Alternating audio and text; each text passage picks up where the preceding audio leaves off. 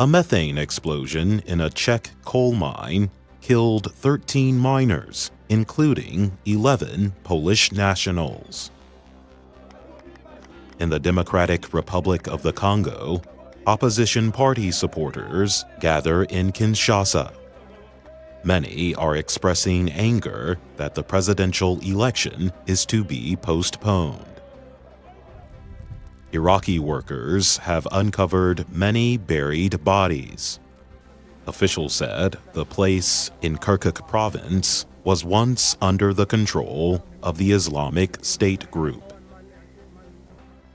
And the Israeli military is destroying what it says are tunnels built by the militant group Hezbollah under the border with Lebanon.